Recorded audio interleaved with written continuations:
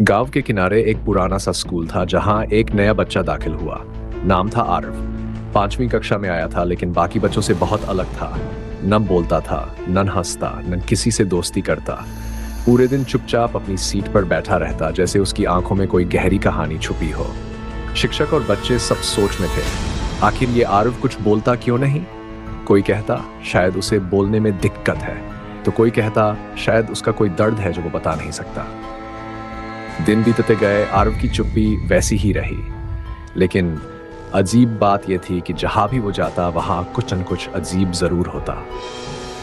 Library में किताबें अपने आप गिरने लगती, स्कूल के पुराने कमरे में रोशनी झपकने लगती, और हर बार आरव वहीं आसपास होता। एक दिन मास्टर जी ने उसे अकेले में बुलाया और प्यार से पूछा, बेटा तुम इतने शांत क्यों रहते हो, कुछ बताना चाहोगे। आरव ने मास्टर जी की आंखों में देखा और पहली बार मुस्कुराया।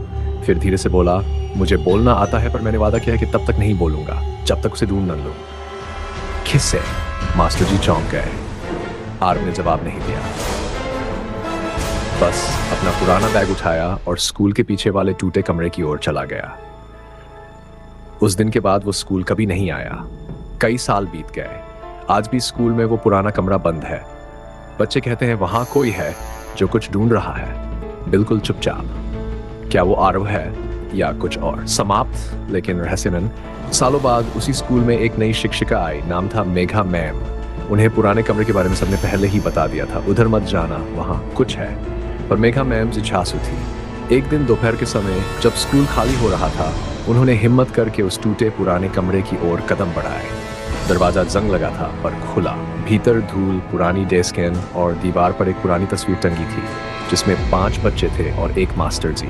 पर सबसे कोने में एक धुंधली परछाई जैसी आकृति थी। अचानक एक धीमी सी फुसफुसाहट सुनाई दी। वो अब भी नहीं मिला। मेघा मैम पीछे मुड़ी, वहां कोई नहीं था। उसी रात स्कूल की निगरानी कैमरे में एक अजीब दृश्य कैद हुआ। एक बच्चा बैग लटकाए कमरे में कुछ खोज रहा था। अगले दिन मेघा मैम ने गांव के बुजुर्गों से पूछताछ की, तब सामने आया सच। आरव का भाई अर्जुन स्कूल के उसी कमरे में एक दिन अचानक गुम हो गया था।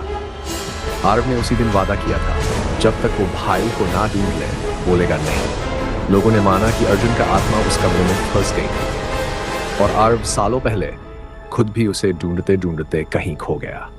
अब मेघा मैम ने एक पुराना तरीका आजमाया। उन्होंने दोनों भाइयों की तस्वीरें साथ रखी, दिया जलाया और कमरे में कहा, अब समय है लौटने का।